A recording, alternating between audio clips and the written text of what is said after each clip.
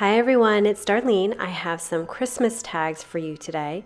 Rather than creating just some plain old tags that don't get a lot of attention since the present is kind of the star of the show, I decided to create a tag that would hold a piece of candy because then I thought people would pay more attention to it.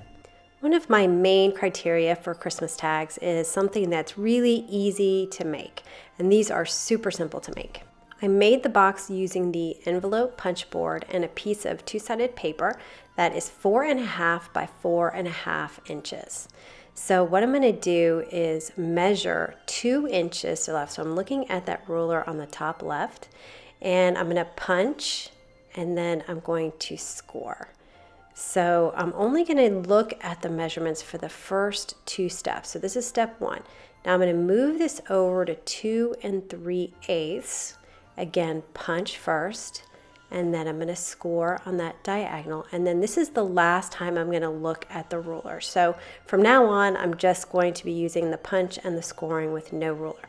Now to line it up, what I'm going to do is line it up with the score line. So I'm ignoring the ruler. I made that mistake the first time. You punch, and then you score. And then you're going to move it to that second score line. And once you get that lined up, then you punch and you score. So it's really a simple process. I think just getting the measurements down for the size box that you want is the hardest step. All right, so I'm going to rotate it again. Now I'm rotating it counterclockwise, but it really doesn't matter which way you go. Just make sure you measure it from the left the first time. Okay, so now I'm going to punch and score, scoot over to that second score line, and then punch and score.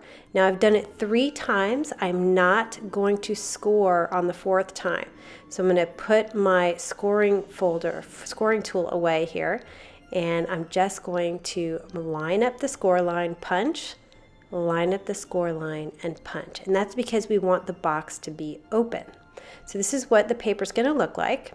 Now I'm going to flip the punch board over because there's a corner rounder on the other side, and then I'm just going to round all of these corners. This paper, by the way, is just some leftover paper I had from the card kit by Simon Says Stamp last December. But you could use pretty much any double-sided paper that you have in your stash. The next step is to cut out the inside corners. So I'm just going to take a scissor, and this isn't too exact. I'm just sort of eyeballing it and just cutting out all 4 of these corners. So it's kind of where between the 2 punches that we made on the punch board, and just cutting those pieces out. And now it's time to fold on all the score lines. So there'll be 6 folds all together, 2 on 3 different sides. Notice I'm not creasing them all because that just takes a lot of time, and I felt like I really didn't need it. I'm not going to try to be too particular about this tag. So you can see I have 3 sides that have been folded, and I'm going to take my tape runner and I'm going to do the bottom right and the bottom left flaps. So let me put this upright for you. So these areas are sticky right here, the lower left and the lower right. And now I'm going to take my piece of candy and put it there in the middle. And the reason why I'm doing that is so I have something to push against. And I'm just going to bring up the bottom, and then I'll bring down one side and just press it into place.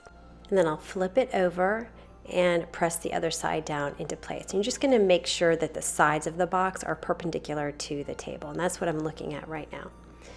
All right, so once I'm done with that, you can see that the candy goes in and out. These are just some Ghirardelli squares. And you can adjust the measurements of your box to fit whatever candy you want to go into it. Now I wanted to do something with the top. I thought it was a little bit too high, so I just grabbed my scoreboard. I'm just eyeballing a score line just below where it starts to go on the diagonal. Now you can fold it this way, or you can fold it the other way depending on what paper you want to show. Some of my tags I folded it in, some of them I folded them out. So whichever way you fold it, just make sure you crease that down because you definitely want this to stay. And then I just put some liquid glue. I used some Tombow Mono multi-glue and just press that down into place to make sure that it doesn't move. And I also felt like I might get a little bit imbalanced with the candy in there with the top being too tall. So for the to and from part of this tag, I just cut some Neenah cardstock and I matted it against some real red cardstock. Just a little bit, maybe like a 1/16 of an inch mat. And I put some tape runner on it, and I actually made it a little bit longer than I needed. So after I put it on, I just cut the excess. Before I started making the tags, I cut a bunch of embellishments out of glitter paper. So green glitter paper, silver, gold, and red. Christmas trees, snowflakes, stars, a bunch of different things so that I could sort of, play around with it and see which one looked best with the different pattern papers I have. Now I want to create kind of a tag outline. So I'm going to punch my 1/8 of an inch punch. This, you could see how many embellishments I cut out of this piece. And then I have a 3/8 of an inch Stampin' Up! Punch. So once I get the center punch, then it's easy to line up the outside circle. I'm just going to place it where I want it and mark it in the center with my pencil, and then I'm going to use that same 1/8 of an inch punch to punch the hole, and it goes right through the 2 layers. And then I just took a Zig 2A glue pen, put it on some tweezers so I could easily line it up on that hole. It just kind of decorates the hole a little bit and reinforces it.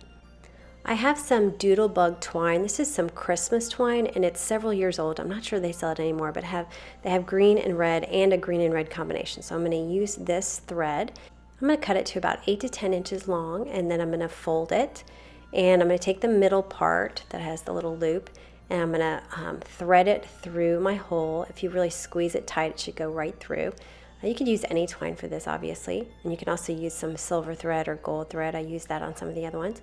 Now I'm going to open up the hole and just put my other 2 ends in and pull. I usually tie the ends in a circle around the bag handle, or I'll tape it to a present. So here are the other ones that I made with the same kind of paper pack. I've got some silver snowflakes here, and then I've also got some stars, another Christmas tree, and I'll have a list of all the different embellishment dies that I used, and each one of them holds this peppermint bark piece of candy. Now I also had some paper from last year that was gold and khaki, like gold and craft, that's what it is. And I also had some black glitter paper, and so I thought those colors would look really cool together. So here I have some gold snowflakes and black stars, and then I just matted my to and from with some black cardstock. So that's all there is to it, and I tell you, these were really easy and they went by really quickly, and I think they look really cute, and I'm excited about giving the candy. So anyway, I hope you enjoyed that, and I will see you next time. Thanks for watching.